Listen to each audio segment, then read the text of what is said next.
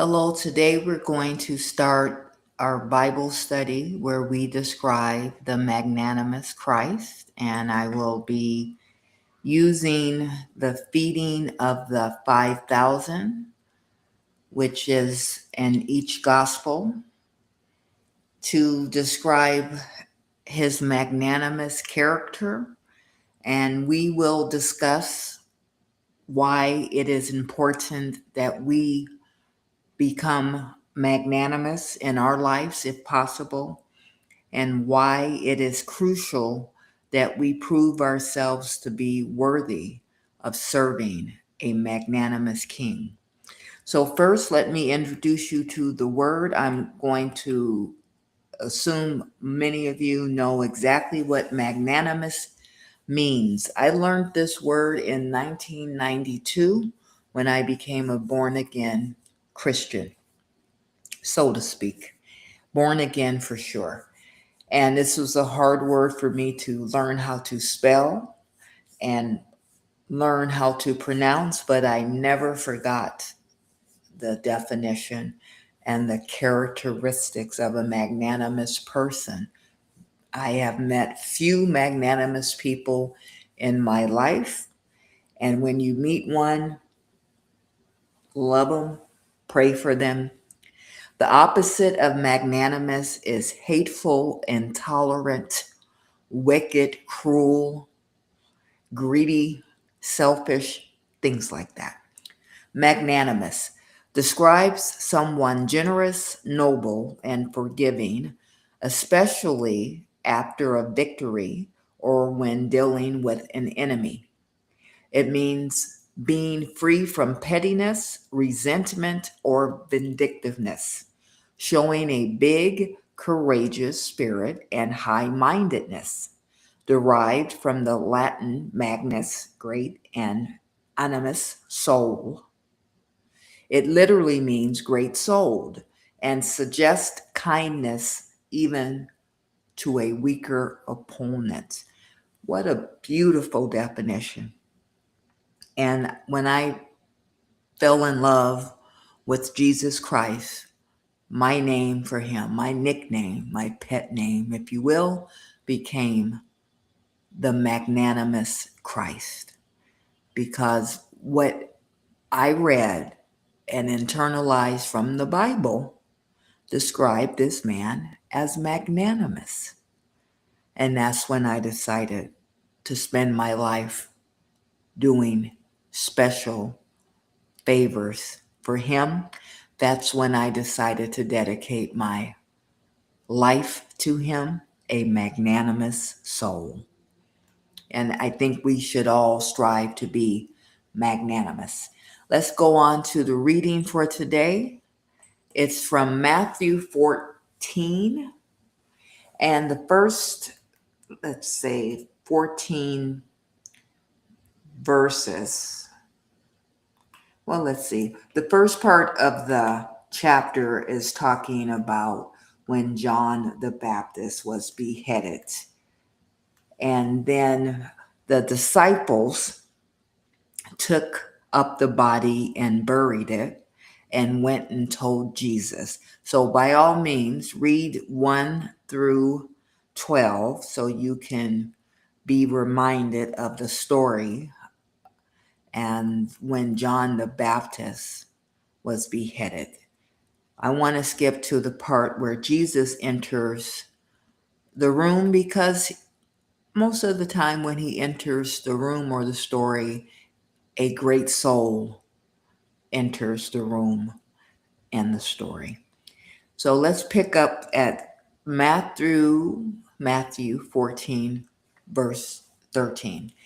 And when Jesus heard of it, he departed thence by ship into a desert place apart. And when the people had heard thereof, they followed him on foot out of the cities. And Jesus went forth and saw a great multitude and was moved with compassion toward them and healed their sick. The first act of compassion. And when it was evening, His disciples came to him, saying, "This is a desert place, and the time is now past. Send the multitude away, that they may go into the villages and buy themselves victuals." The disciples are telling Jesus that his fans should go and buy themselves something to eat. But Jesus said unto them, "They need not depart, give ye them to eat." And they said unto him, "We have here but 5 loaves and 2 fishes. So Jesus is not going to allow thousands of people to go away hungry. It was time for them to eat. He performed a miracle because he knew it was his responsibility to feed the hungry. He said, "Bring them hither to me." And he commanded the multitude to sit down on the grass, and took the 5 loaves and the 2 fishes, and looking up to heaven, he blessed and brake, and gave the loaves to his disciples, and the disciples to the multitude. And they did all eat and were filled, and they took up the fragments that remained, 12 baskets full.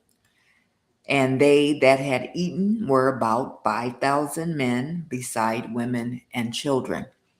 And straightway Jesus constrained his disciples to get into a ship, and to go before him onto the other side, while he sent the multitudes away.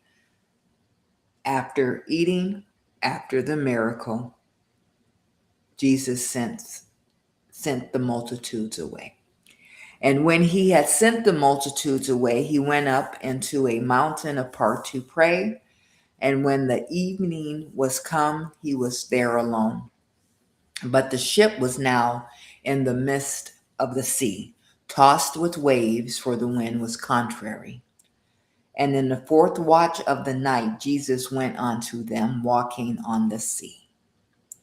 And when the disciples saw him walking on the sea, they were troubled, saying, it is a spirit, and they cried out for fear.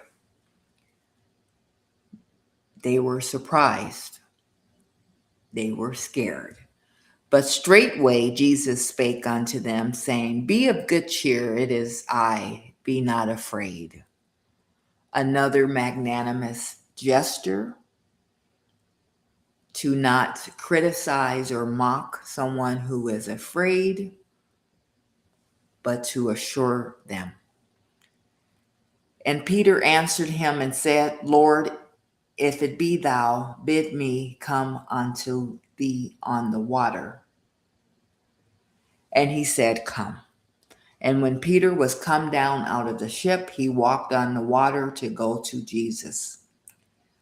But when he saw the wind boisterous, he was afraid, and beginning to sink, he cried, saying, Jesus, Lord, save me. And immediately Jesus stretched forth his hand and caught him, and said unto him, O thou of little faith, wherefore didst thou doubt? And when they were come into the ship, the wind ceased.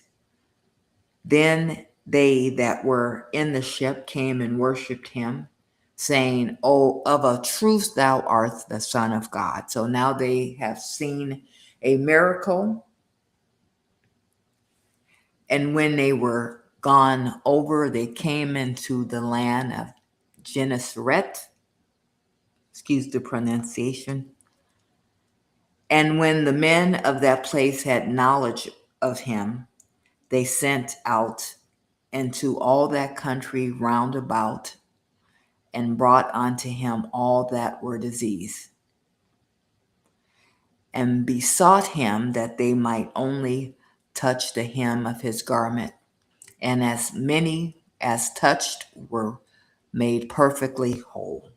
So I interjected throughout this just to highlight and to show you the great soul, the compassionate, the generous, the gentle, the selfless miracle worker that we have an opportunity to serve. Are you ready to serve our magnanimous King? Please think about that until we come together again and to go into another gospel where Jesus feeds the 5,000.